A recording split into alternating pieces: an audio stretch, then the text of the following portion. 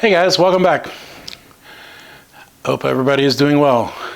The subject of this video is going to be on bushcraft versus survival. And this video is inspired by a conversation that happened at the store a few weeks back, maybe a month or so. One of the customers had overheard a few of the conversations during the course of connecting people with the equipment they were looking for and asked, what's the difference between bushcraft and survival? Aren't they both really just, practicing survival skills in the woods? And it's a little more involved than that. So I decided to put together a quick video, and we're going to discuss bushcraft versus survival. So stick around for a few minutes, and we'll get into that.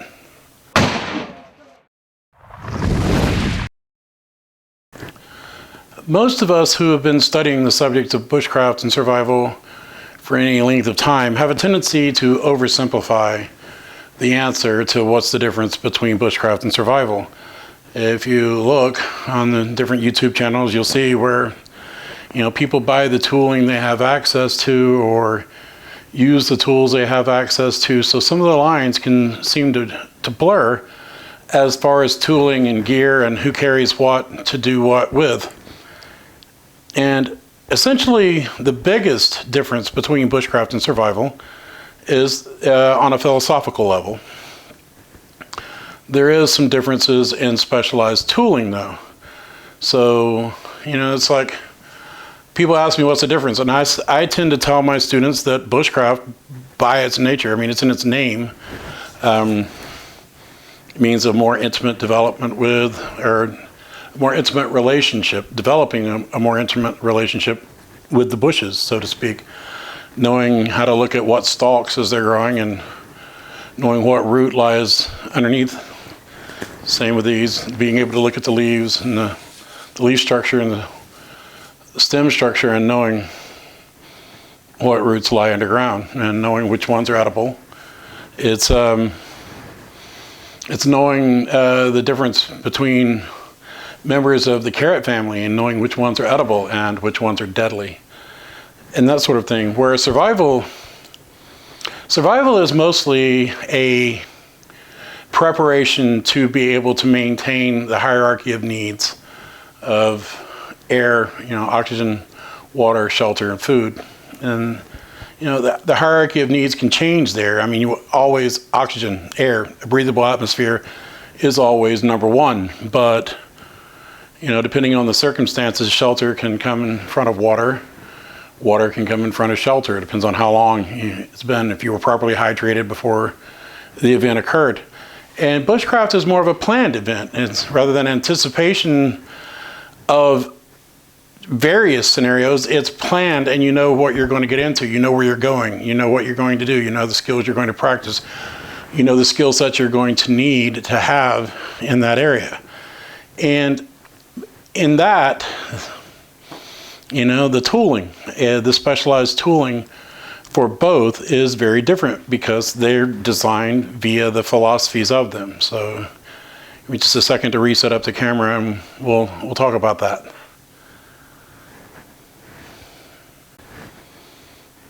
Okay, here we can get into the tooling a little bit.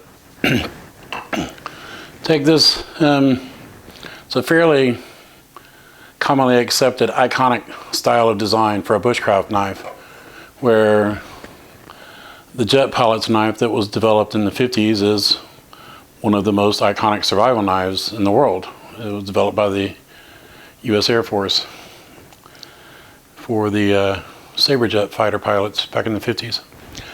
And if you notice, the difference is this knife has a double guard, sharpened clip. Well, it's not really sharpened on this one, but some of them are. It's beveled. And then the shape of the blade is wider than its back.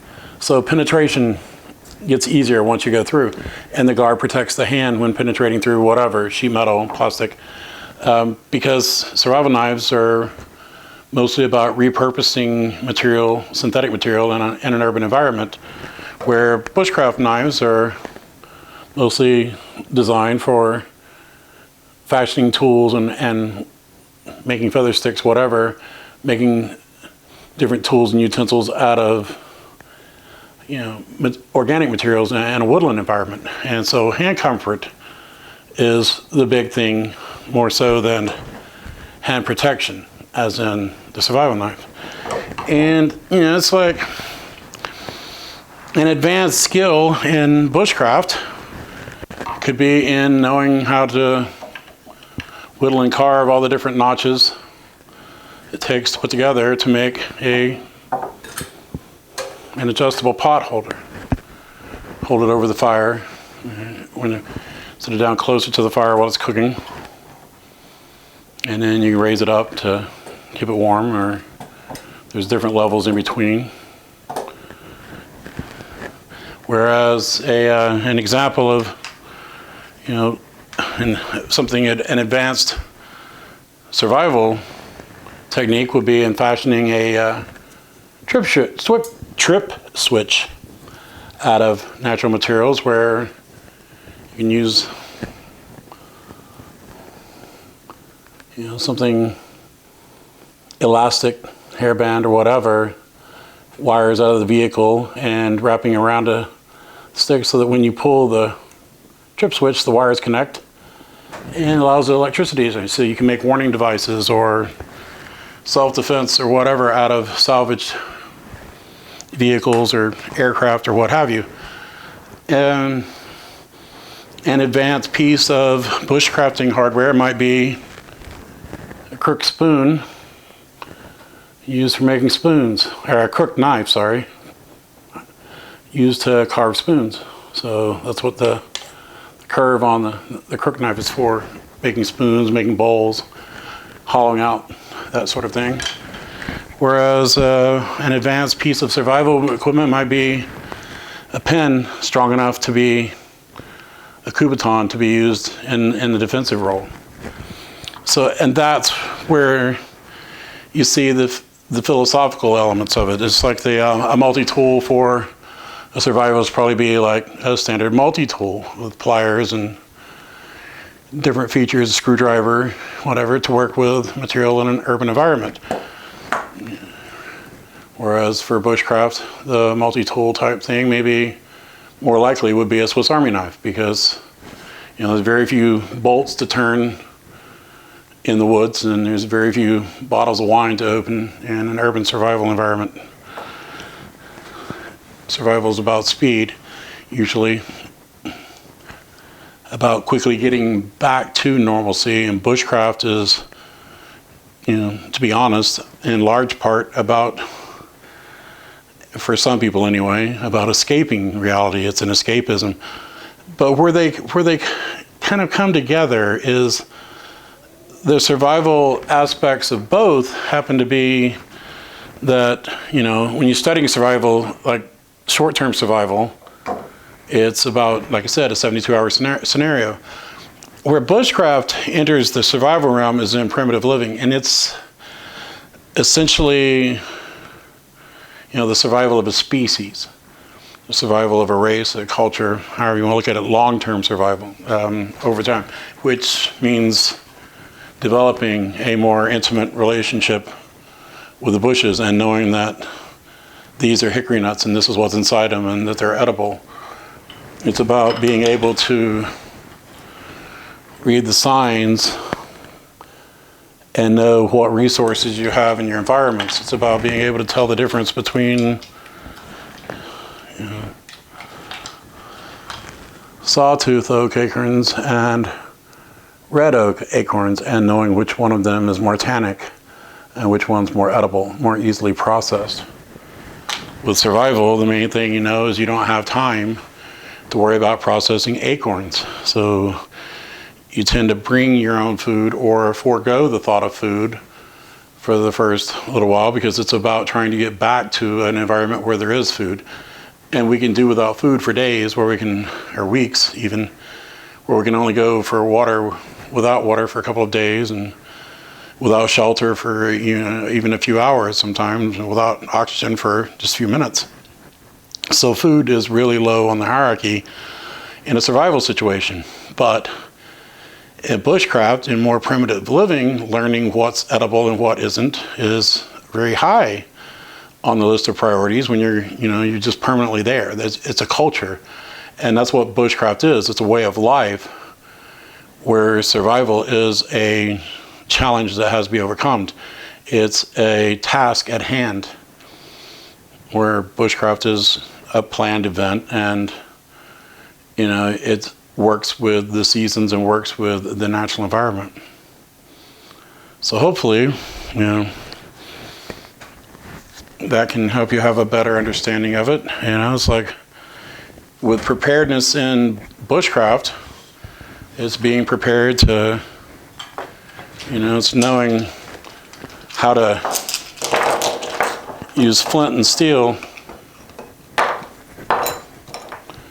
and organic materials like polypore fungus with a striker and a flintstone to start fire, whereas an advanced fire starting technique in survival may be in knowing how to puncture the fuel tank on a vehicle and fabricate a trip switch and use the trip switch and some of the lighting of the vehicle to create an ignition to set a vehicle on fire to distract an enemy.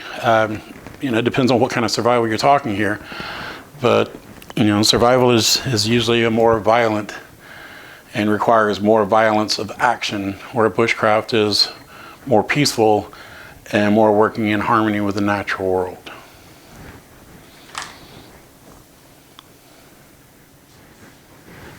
Thanks for stopping in. I hope you enjoyed this video. I hope the information therein gives you a better insight into the differences between bushcraft and survival, because they are largely philosophical.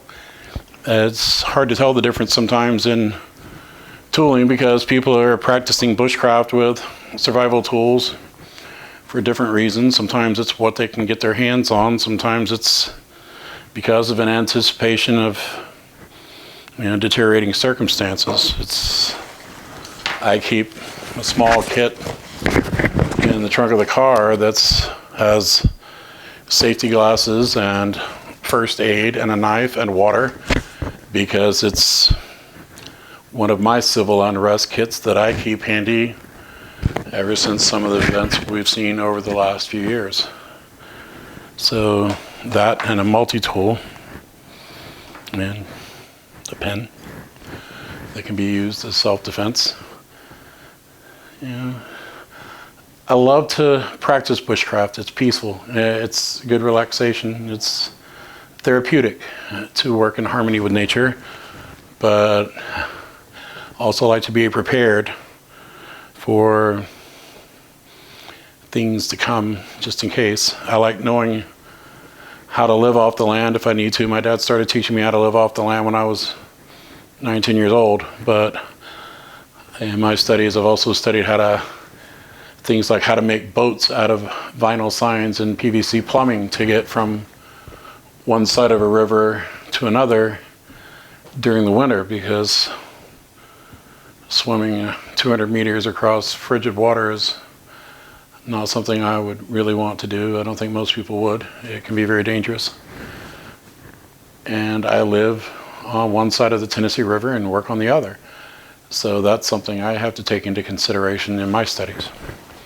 So that's one of the things is they all have their requirement, both have their requirement for study if you're going to do it correctly, but they are very, very different in their philosophies.